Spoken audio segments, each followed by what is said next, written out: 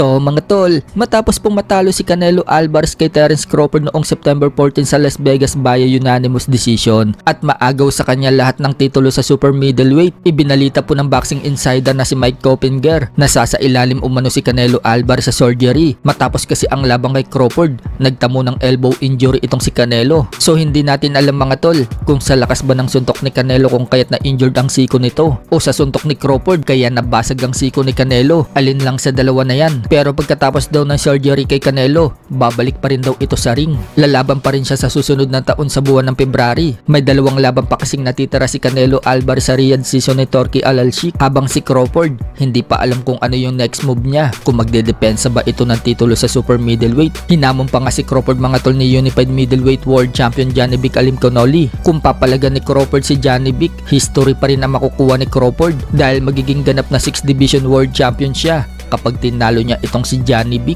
So abangan na lang po natin mga tol ang susunod na hakbang ni Crawford. Marami naman ang nagsasabi na si Crawford daw ngayon ang face of boxing mula nang talunin nito si Canelo Alvarez. Samantala, inamin naman ni Crawford na hindi daw niya nasaktan si Canelo noong makounter niya si Canelo. Yung kumakalat po kasi na slow-mo na counter ni Crawford kay Canelo kung saan tumalsik yung panga ni Canelo. Sinabi ni Crawford mga tol, napakaganda daw ng counter niya na yon. Pero hindi daw niya nasaktan si Canelo. Inikot lang daw kasi ni Canelo yung ulo niya. Mapapansin daw na inabangan din daw ni Canelo yung right hook. Kaya pinaling din daw ni Canelo yung ulo niya sa kanan. Ganyan daw ka-great si Canelo. So marami nga pong mga boksingero mga tol ang gumagawa ng ganyang estilo para hindi gaano ma-absorb yung malakas na patama. Isa na nga po sa gumagawa niyan ay si former 3 Division World Champion General Casimero. Pag alam ni Casimero na babato ka ng solid, hindi niya yan sasalubungin. Ipapaling niya ang kanyang ulo. Mas malakas kasi ang impact ng suntok ng kalaban mo kapag sasalubungin mo yon. Speaking of Casimero, viral po ngayon sa mga Japanese ang naganap na sparring ni Casimero sa Japan.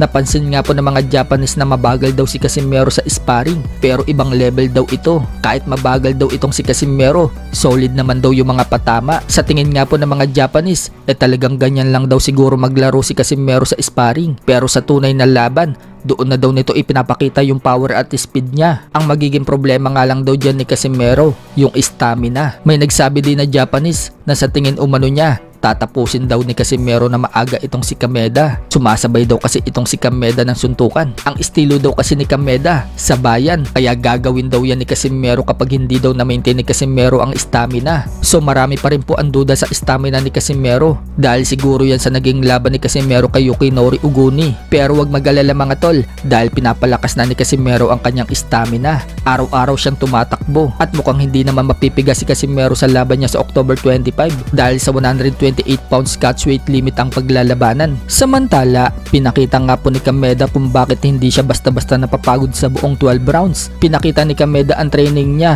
na gumagamit ito ng altitude mask, kaya pala matindi ang stamina ni Kameda.